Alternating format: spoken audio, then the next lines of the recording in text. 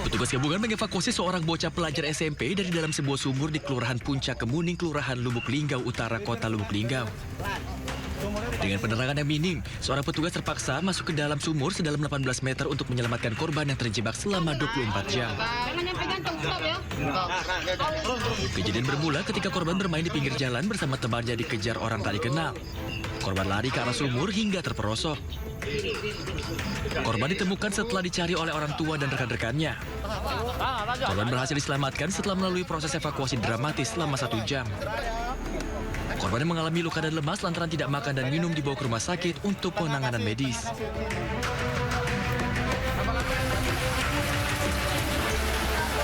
Petugas pemadam kebakaran mengevakuasi seorang remaja 17 tahun warga Kampung Kuripan, Kelurahan Wonolopo, Kecamatan Mijen, Kota Semarang, Jawa Tengah dari dalam sumur sedalam 16 meter di samping rumahnya. Korban terjatuh ke dalam sumur usai lari akibat takut akan dibawa ke rumah sakit jiwa.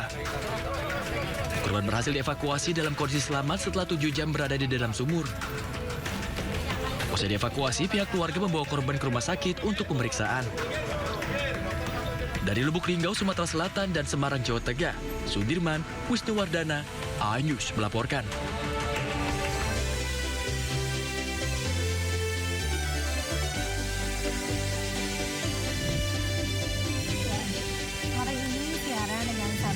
Sabrina pakai baju warna merah mengingatkan kita ke masa-masa sekolah, khususnya sekolah dasar ya. Betul, Yasmin pakai baju warna ungu, warna-warni. Warna-warna kayak TK lah mungkin ya, saya juga TK swasta. Tapi ngomong-ngomong sekolah, dulu Sabrina paling suka makan cemilan apa sih di sekolah? Salah satu yang aku suka itu ada gulali. Gulali, ya. Kemudian juga ada yang namanya es kue. Es kue nih, berbicara terkait dengan es kue, kita jadi flashback sedikit. Tapi selain daripada itu saat ini tengah viral juga ya, Sabrina juga pemirsa terkait dengan penjual es kue yang mendapatkan perlakuan tidak baik lah begitu ya dari pihak aparat karena diduga tadinya menggunakan bahan berbahaya sebagai bahan pembuatannya. Tapi ternyata itu salah karena itu langsung menjustifikasi padahal makanan tersebut setelah melalui proses pemeriksaan sesuai dengan standar yang ada begitu ya, tidak menggunakan bahan-bahan berbahaya sehingga menimbulkan gaduh begitu di masyarakat dan viral di media sosial. Betul ya. sekali, dan yang paling membuat gaduh adalah saya melihat videonya sendiri dan banyak yang komen. Saya melihat adalah karena perlakuan aparat ketika menguji coba makanan di depan penjual es kue itu yang sepertinya tidak enak begitu ya, karena pantas, ya. Seolah-olah orang kecil hanya pedagang diperlakukan seperti itu. Nah itu yang membuat masyarakat juga geram gitu. Betul sekali, meskipun dari pihak aparat sudah memberikan klarifikasi ya, karena niatnya katanya hanya untuk mengedukasi agar tidak ada konsumen yang dirugikan, tapi nampaknya harusnya aparat tersebut yang diedukasi terlebih dahulu, Iya, jadi bisa tahu mana makanan yang betul dan juga mana makanan yang membahayakan. Betul. Dan dengan adanya kejadian ini pun mungkin ini juga menjadi semacam jalan begitu ya bagi korban bapak penjual es ini untuk diangkat derajatnya, dia juga mendapatkan berbagai macam bantuan ataupun hadiah dari masyarakat ataupun dari yang mendukung begitu ya. Betul sekali, ada keindahan ya di balik musibah begitu. Ya. Kita akan membahasnya lebih lengkap pemirsa dalam program Sindo Today, program yang menghadirkan informasi terhangat hari ini bersama saya Yasmin Natania. Dan saya Sabrina Sila. Sebelum kita memulai seluruh rangkaian Sindo Today, redaksi kami telah menyiapkan 3 berita pilihan dan ini dia.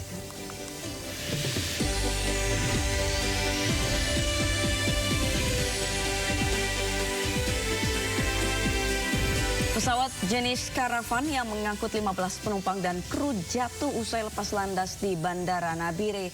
Seluruh korban selamat.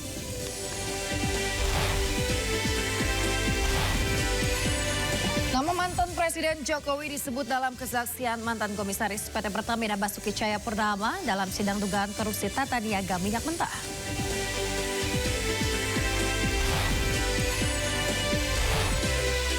Menteri Luar Negeri Sugiono menjelaskan kewajiban membayar iuran 17 triliun rupiah terkait bergabungnya Indonesia ke dalam Dewan Perdamaian bentukan Presiden Amerika Serikat Donald Trump.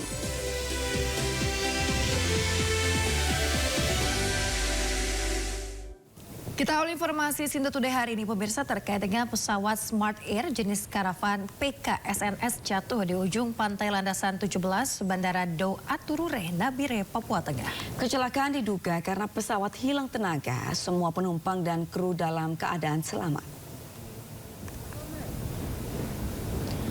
Pesawat Smart Air PKSNS dengan tujuan Kaimana ini jatuh sesaat setelah lepas landas dari Bandara Dow Aturure. Kecelakaan diduga karena mesin pesawat mengalami gangguan sehingga jatuh ke laut. Wakapolres Nabire Kompol Peter Gendek mengatakan seluruh korban selamat dan dibawa ke rumah sakit. Petugas juga telah mensterilkan lokasi kejadian untuk memudahkan evakuasi pesawat. Korban sementara berdasarkan laporan awal dibawa ke Puskesmas untuk penanganan lebih lanjut. Sementara data awal ada 13 plus 2 kru. Data awal, tapi secara detail akan disampaikan oleh Selamat semuanya. Pemirsa, suara ledakan mengiringi kebakaran pabrik karet pembuatan sandal di kawasan Kecamatan Medan Deli, Kota Medan, Sumatera Utara. Ya, dugaan sementara api berasal dari ruangan bahan dasar pembuatan sandal.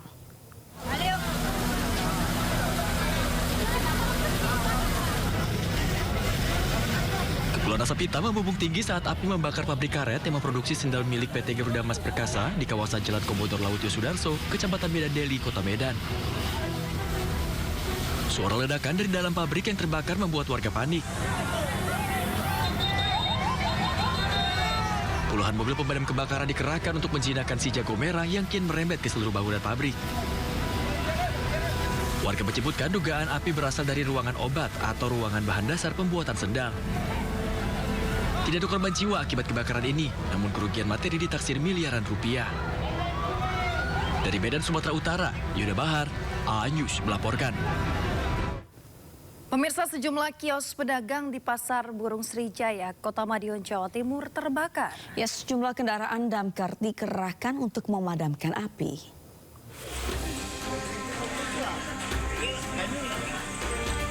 Empat kios di Pasar Burung Srijaya, Kota Madiun, Jawa Timur ludes terbakar.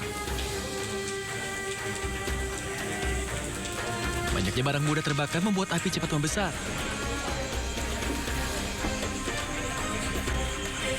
Kobaran api turut menyebabkan seluruh barang dagangan seperti sangkar dan burung yang tersimpan di dalamnya turut terbakar.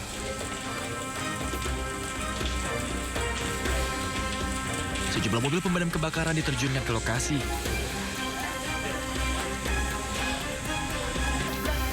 Api pun baru berhasil dipadamkan 1 jam kemudian.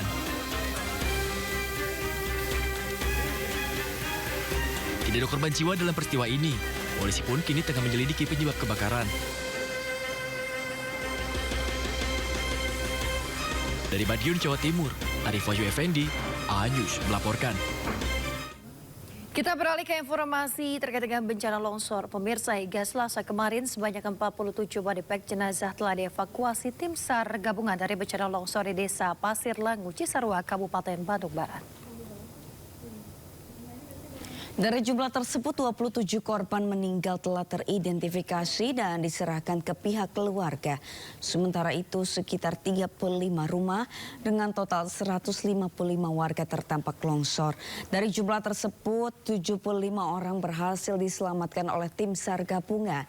Selain warga sipil, puluhan personel TNI Angkatan Laut juga terdampak longsor karena tengah beraktivitas di wilayah lereng Gunung Barangrang.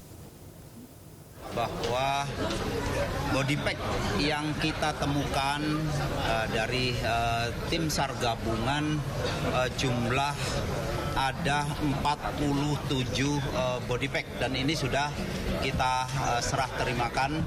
Kemudian update dari hasil konsolidasi kepada pemerintah daerah bahwa waktu hari pertama pemerintah daerah memberikan informasi kepada Badan SAR Nasional bahwa jumlah masyarakat yang terdampak adalah 34 kepala keluarga dan 133 warga yang terdampak.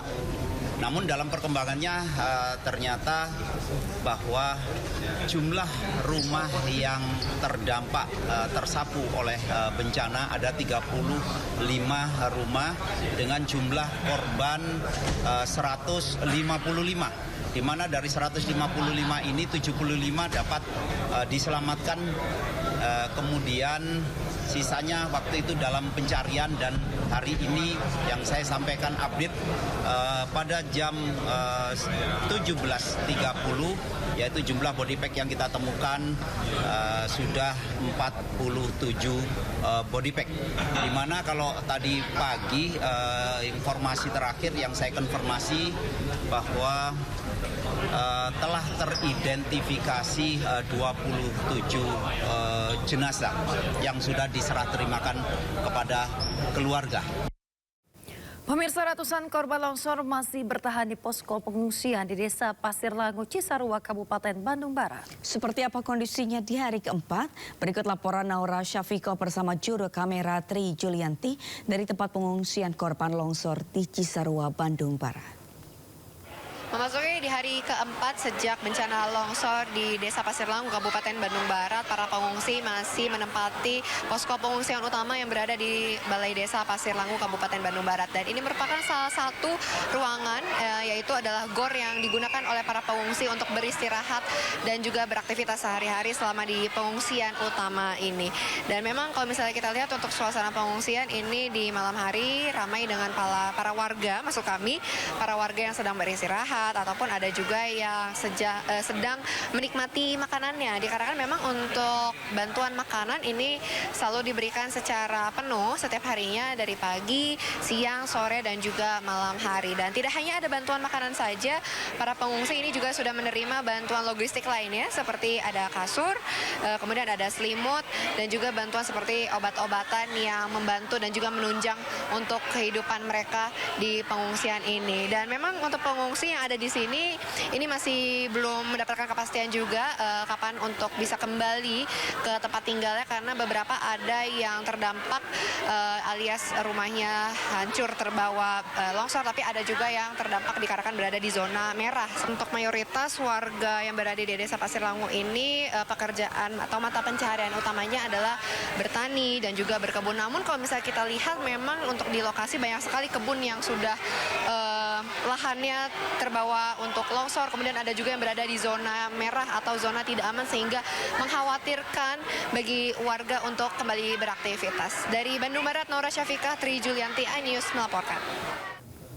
Pemirsa, jenazah Praka Muhammad Kori, anggota marinir korban longsor Cisarua, telah dimakamkan di TPU Desa Kibang, Lampung Timur. Korban meninggalkan seorang istri dan satu anak yang masih berusia 2 tahun. Jalan Dharma Bakti yang ditempuhnya dapat menjadi suri tauladan bagi kita semuanya. Isak tangis keluarga mengiringi pemakaman anggota marinir Praka Muhammad Kori, salah satu korban longsor di Cisarua, Bandung Barat. Pemakaman dilakukan secara kedinasan di TPU dekat rumahnya di Desa Kibang, Lampung Timur.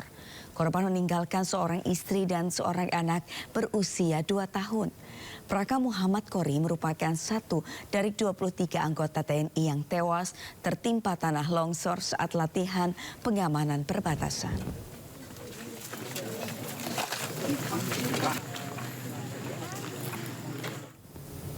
Pemirsa, meski mulai surut, banjir masih merendam ribuan rumah warga di Subang, Jawa Barat. Ya, ratusan warga masih bertahan di pengungsian karena khawatir debit banjir kembali naik.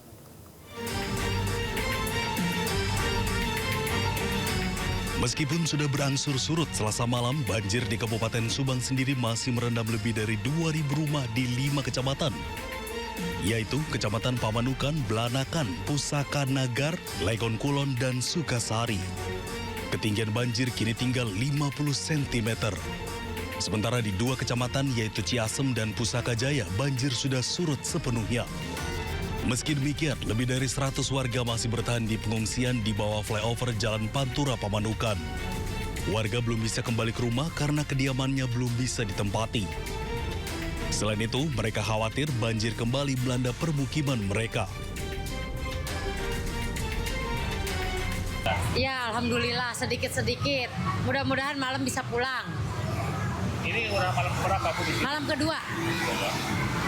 Yang dibutuhkan apa sih Bu begitu? Hah? Yang dibutuhkan apa sih? Yang dibutuhkan alhamdulillah makanan penuh. Ya, makanan ringan, makanan nasi alhamdulillah penuh sampai malam.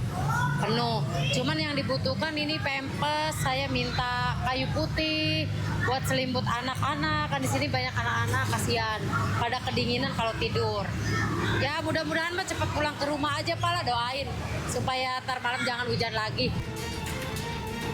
Para pengungsi berharap bantuan selimut hingga minyak kayu putih agar bisa menghangatkan udara dingin di bawah flyover. Sementara itu kebutuhan makanan sudah terpenuhi.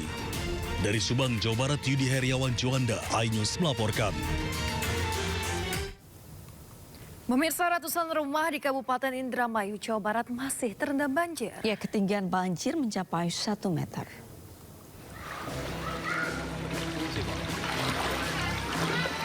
Ratusan rumah di perumahan Rumah Ningrat 1, Kelurahan Margadadi, Kabupaten Indramayu masih terendam banjir.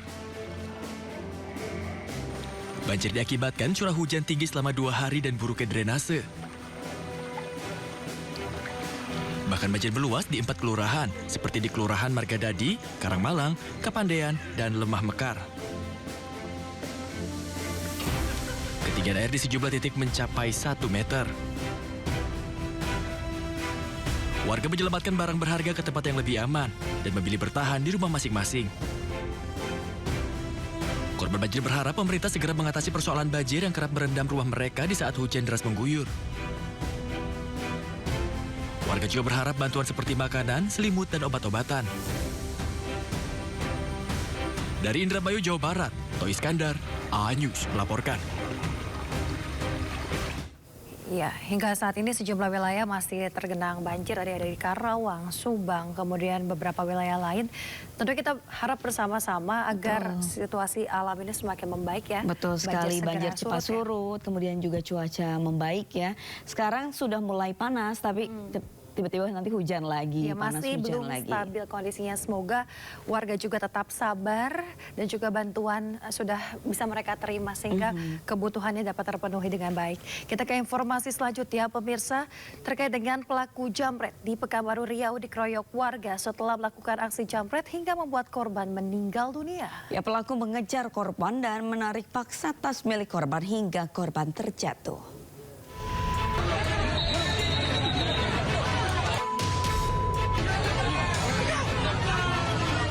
Sepasang kekasih asal Pekanbaru Riau ini menjadi bulan-bulanan warga. Tanpa henti warga menendang tubuh si wanita, sementara kekasihnya tampak tergeletak tidak berdaya. Selain mendesak pelaku, masih juga membakar motor mereka hingga hangus. Warga geram karena keduanya telah melakukan aksi jambret hingga memakan korban jiwa. Korbannya adalah seorang karyawan bank di Pekanbaru. Peristiwa berawal saat korban mengendarai sepeda motor melintas jalan Tengkubai, Kecamatan Bukit Raya. Pelaku langsung mengejar korban dan menarik paksa tas milik korban hingga korban terjatuh. Naas, korban terlindas kendaraan lainnya, seketika korban pun tewas. Bertemu ibu-ibu membawa tas, ditarik dan terjatuh. Ibu-ibu tersebut dan tertabrak kendaraan ibunya. Kemudian pelaku terjatuh juga, sehingga diamankan oleh warga dan diketahui itu adalah pelaku jamret. Pelaku telah diamankan di penanganan unit reserse kriminal Polsek Bukit Raya. Keduanya terancam kurungan 20 tahun penjara. Dari Pekanbaru Riau, Indra Yosrizal, iNews melaporkan. Seorang janda 4 anak ditemukan tewas di rumahnya di Ponorogo, Jawa Timur. Ya, diduga pelaku pembunuhan adalah anak kandungnya yang kecewa dan dendam.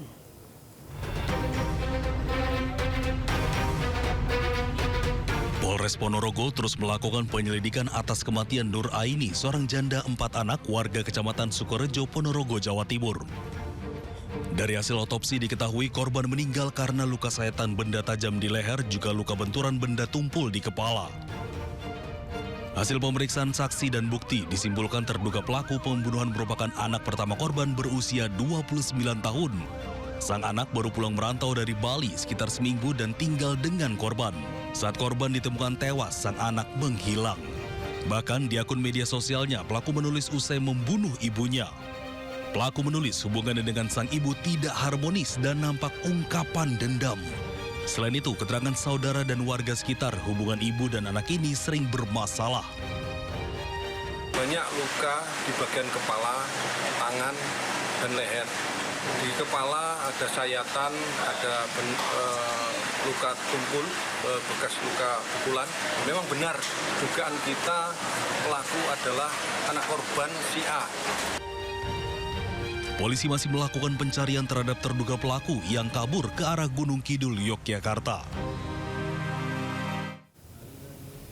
Pemirsa, tim Satuan Reserse Narkoba Polres Metro Bekasi Kota menggerebek rumah terduga kurir narkoba. Ratusan sabu dan juga sepucuk senjata api berhasil diamankan.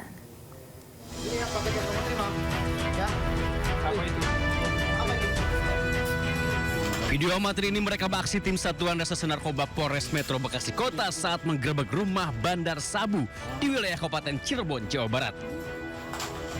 Polisi mengamankan ratusan gram sabu yang dibungkus dalam kado ulang tahun bersama satu pucuk senjata api rakitan beserta 3 amunisi.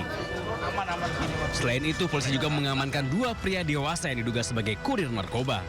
Dari hasil interogasi, polisi berhasil mengamankan seorang bandar narkoba di wilayah Cilengsi, Kabupaten Bekasi.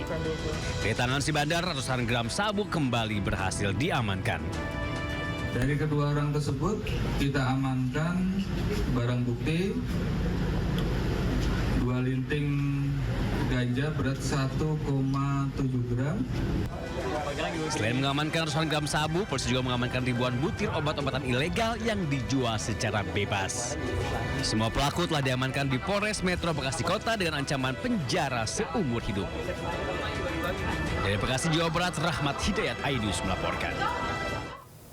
Nah, kita ke informasi berikutnya ya, Sabri dan juga pemirsa. Ini terkait dengan jalur khusus sepeda, kan kalau di Jakarta sudah tersedia ya. Betul sekali. Di sejumlah kawasan seperti Sudirman Tamrin ini udah ada khusus untuk pesepeda. Tapi sayangnya banyak digunakan oleh pengendara motor. Iya, melanggar masuk ke jalur sepeda yang bukan seharusnya atau bukan peruntukannya. Nah, ini ada nih yang tengah viral di media sosial. Jadi ada pesepeda perempuan yang berani mengadang para pengendara motor yang masuk ke jalur khusus sepeda di kawasan Jalan Sudirman, Jakarta Pusat ya. Kita lihat seperti apa.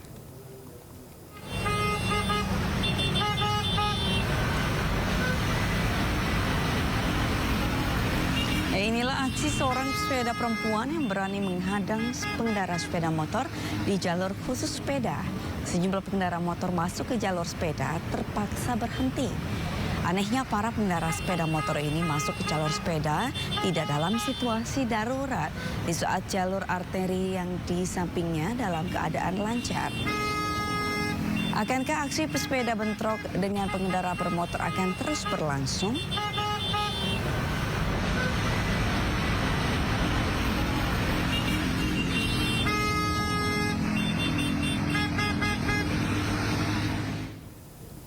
Pemirsa, fenomena jalur sepeda yang menjadi rebutan antara pesepeda dan juga pengendara sepeda motor kembali marak khususnya di wilayah Jakarta, dan jalur khusus yang seharusnya steril untuk keamanan pengguna sepeda seringkali diserobot oleh pengendara motor.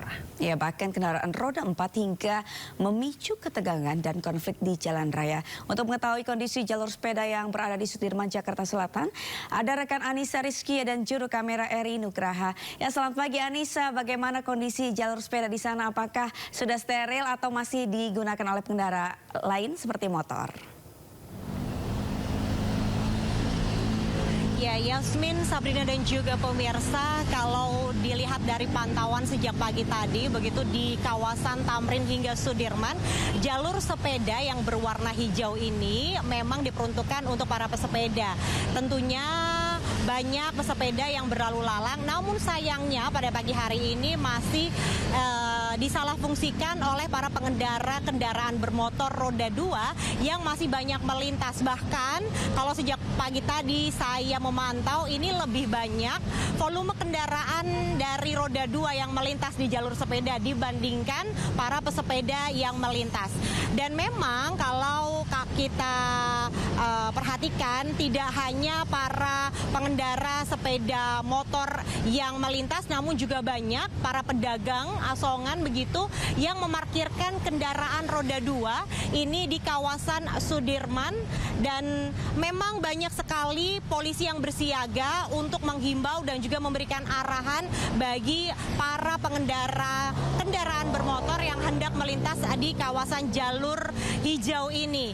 Yang mana para pihak kepolisian ini tidak melakukan tilang secara langsung, namun memang mereka hanya memberikan himbauan. Yang kita tahu bahwasannya apabila para pengendara motor ini melawan begitu ya rambu-rambu lalu lintas ini akan dikenai denda sebesar Rp500.000 atau kurungan penjara selama 2 bulan lamanya. Itu artinya memang bagi warga yang hendak menggunakan jalur sepeda ini untuk tetap mematuhi rambu-rambu lalu lintas, karena yang namanya jalur sepeda itu merupakan ruang bagi para pesepeda agar mereka tetap aman dan juga nyaman ketika melintas di kawasan jalan raya begitu. Hingga kini memang dari pihak kepolisian pun juga masih terus melakukan himbauan, namun mereka tidak menyetop atau memberikan tilang kepada para pengendara motor yang melintas di kawasan Sudirman hingga Tamrin. Dan kami pun juga terus memantau begitu Yasmin dan juga Sabrina, bahwasannya saat ini himbauan yang diberikan dari petugas kepolisian pun juga mengharapkan agar warga yang melintas baik itu pesepeda maupun dari kendaraan motor itu selalu menaati rambu-rambu lalu lintas dan juga menjaga keselamatan diri dan juga para pengguna jalan lainnya. Untuk sementara saya kembalikan kepada Jasmine dan juga Sabrina. Baru aja kita tanya seperti apa, apakah ada yang melanggar? Di belakang sudah terlihat ada yang melanggar. Betul ya. Terima sekali. kasih banyak. Rekan Anissa Rizkia melaporkan langsung dari Jalan Sudirman, Jakarta Pusat. Selamat bertugas kembali. Basuki Cahayapurnama atau Ahok bersaksi dalam sidang korupsi tata kelola minyak mentah dan produk kilang PT Pertamina dengan terdakwa anak Riza Khalid Muhammad Keri Adrianto. Informasi selengkapnya usai jeda, tetaplah di Sindo Today.